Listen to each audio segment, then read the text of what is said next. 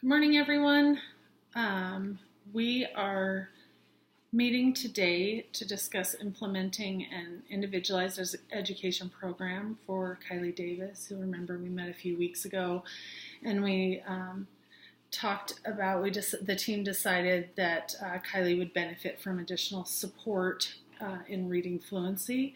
So we're here to go over the details of that together as a team. Here you'll find, I'm DRhodes. I would be Kylie's case manager. I'm Mel Davis. Nice to meet you. Nice to meet you. Thanks for coming in today.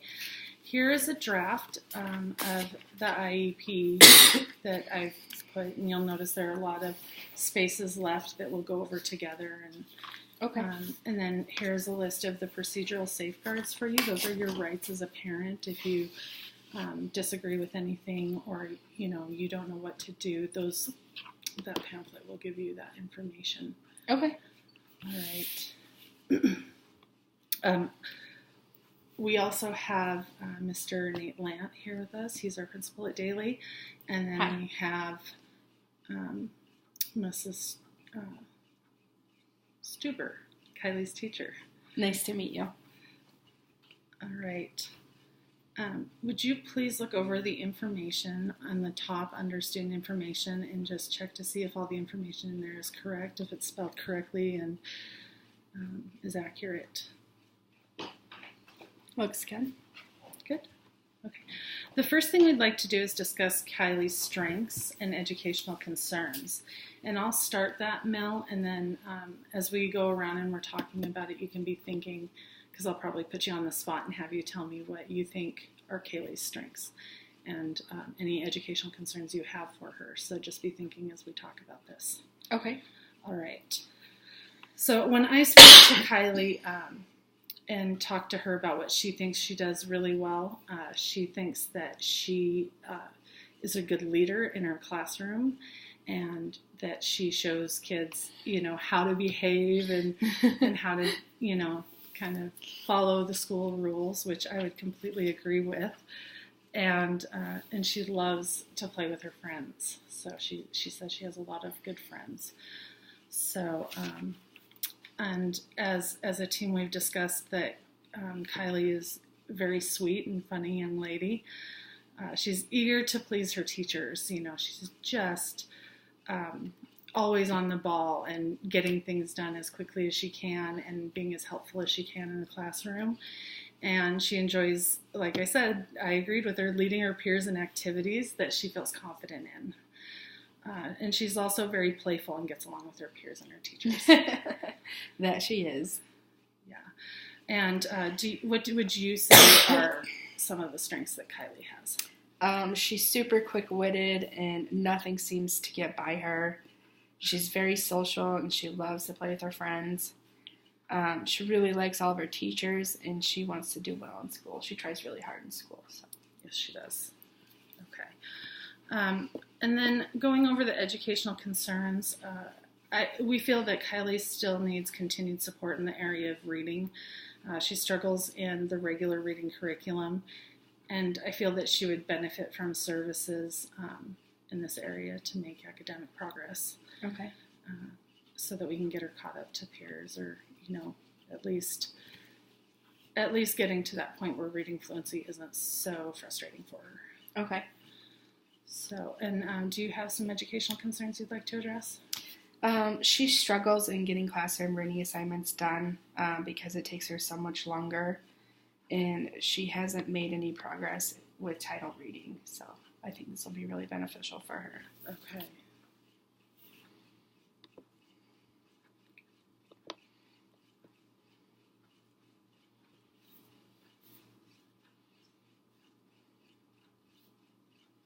Okay. And the next portion of the IEP goes over consideration of special factors, and we're going to just go over this as a group, and I think I know the answers to these, but you can tell me if you disagree, and we can talk about that. Okay. So it says, does the student's behavior impede his or her learning his or her learning or that of others. I have not noticed any behavioral problems with Kylie. I don't think that. So my opinion, we would say no, that she does not at this time. Okay. Need that. And then, does the student have? Excuse me. That's okay. Does the student have communication needs? Kylie is, from what we can see, Kylie can communicate very well, and she does it emphatically. So I don't feel that she has any communication needs. I agree. Okay. And does Kylie need or require assistive technology or devices or services? We haven't seen anything that would indicate that she needs anything of that nature. Do you agree with that? I agree. Okay. And has the student been determined to be limited English proficient? She doesn't really lack there. No, she doesn't. So we're in agreement. Good. Okay, and then underneath here it says, for a student with blindness or visual impairment, does the student need training in orientation or mobility? Because Kylie doesn't have blindness or hearing impairment or visual impairment at this time, we would check not applicable. Right. Okay. All right, and because we did, we're going to not answer these two questions because we answered that it's not applicable. So next we're going to talk about her present levels of academic achievement and functional performance. And so the area that we're looking at is reading. Okay. And for her present level of academic achievement and functional performance, Kylie's attended title reading, as you indicated, pull-out services this year. And during this time, she has had 9 probes. That means 9 times they've taken measured readings into her progress, to measure her progress in reading fluency. And she's not been above her aim line in any of those 9 probes. And so that indicates that she's not making adequate progress. Okay. Toward grade level reading fluency with that support. So, and according to the Y-3, which we administered a few weeks ago, Kylie scored a 74 in word reading, and this is a test to see how proficient she is at reading words timely. So they're given a list of words, and she has a minute to read them, and they're mostly sight words. So they're words that she sees repeatedly, and she struggled with those words. Okay. And then she scored a 74 in the pseudo word decoding, which indicates her ability to break apart nonsense words and apply phonetic rules to them to try to figure out what the word is. Again, she scored pretty low in this, so I think she's struggling for those phonetic rules, identifying them. Okay. And then her oral reading fluency score was 78, and this measures how well she can read smoothly without stopping between the words. Okay. Okay. The 4th grade reading standards expect students to read 100 words per minute. I think Kylie needs more support than her peers when working on grade level reading standards at this time. Do you agree with that? Yeah. Okay. And so because of that, what we're going to do is come up with a measurable annual goal. That's a way that we can see if she's making the progress we want and a way to measure it. Okay. And so to do that, goal is written like this. Given a grade level reading passage, Kylie will be able to read 100 words correct per minute for 3 consecutive timings as measured by a timed reading by this time next year, because we'll meet yearly. Okay, so we're going to have this goal and see how she does, and we'll do timed readings, which is 1 minute, and she'll read a grade level passage, and we'll just keep track of how many words per minute she gets correct. Okay. And our goal is to get her to 100 words. Okay.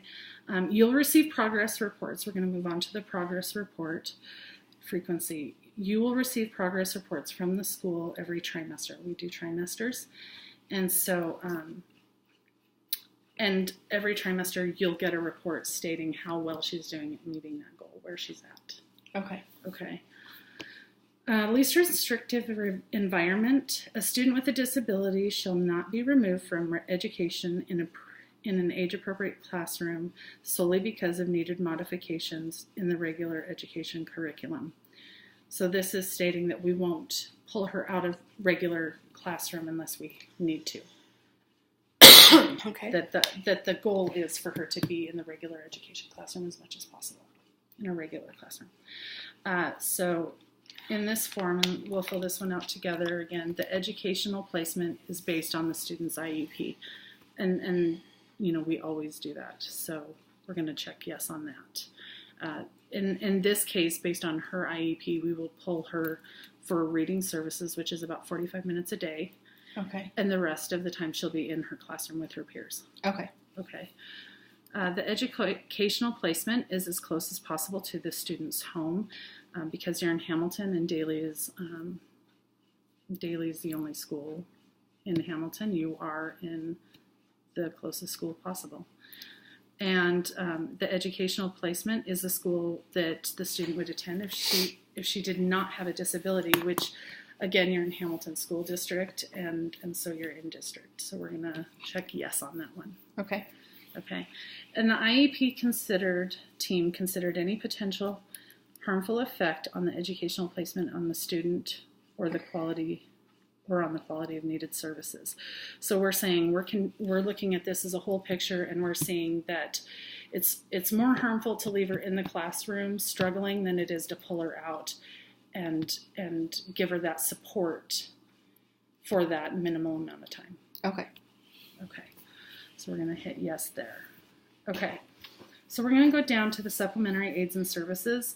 It says specific accommodations, modifications, supplementary aids and services to support and enable children with disabilities to be educated with those without. Okay, so these are modifications in the regular classroom. Okay, and so we're going to say that in the regular education classroom, we feel that having her directions read to her and reading test questions aloud and giving her extended time to complete those assignments will help improve her performance in the classroom. Okay. Okay. All right, and then we're going to move down to statewide assessments. Hamilton School District uses the SBAC test, and with the SBAC, we're going to say we would like accommodations, and that accommodation would be that all allowable portions, because not all of the portions of the SBAC we're not allowed to read certain portions, but all allowable portions will read aloud to her. Okay. Okay, and then for district-wide assessments, we use the MAP assessment and DIBELS. And again, we're going to go into all allowable portions read aloud. Okay. All right. Okay, so extended school year. Extended school year is a program that is typically used for higher needs students.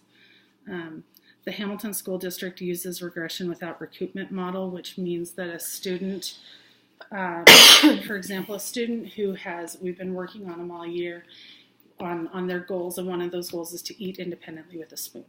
Okay, and so the student learns how to eat with a spoon, and by the end of the school year, we think we've achieved that goal. We're doing well.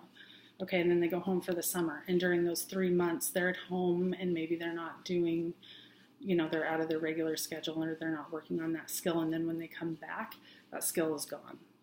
Okay, so they're not able to do what they were able to do when they got here. And we feel that Kylie we have not seen that level of regression with Kylie.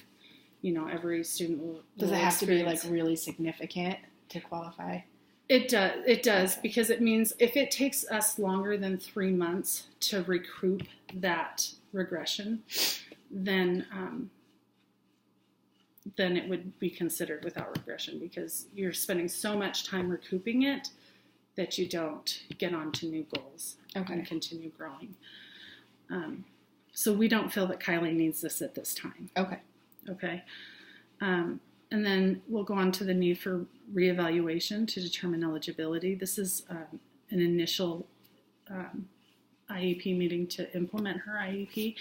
So we don't feel that a reevaluation is necessary at this time. Okay. However, this is a fluid document and it can be amended at any time. The amendment process doesn't require, a big formal meeting, but it does require every team member here to be in agreement. Okay. Okay, so if you have any questions, if later on down the road you have any concerns regarding these goals or anything within this IEP, you can give us a call and talk to us about it, and we can always schedule a meeting. That's never a problem, but it doesn't necessarily have to go that way. We could just discuss it and come up with an agreeable solution. Okay. All right. Okay, so IEP accessibility and responsibilities. How will each teacher, related service provider, transportation be informed of the responsibilities of implementing this IEP?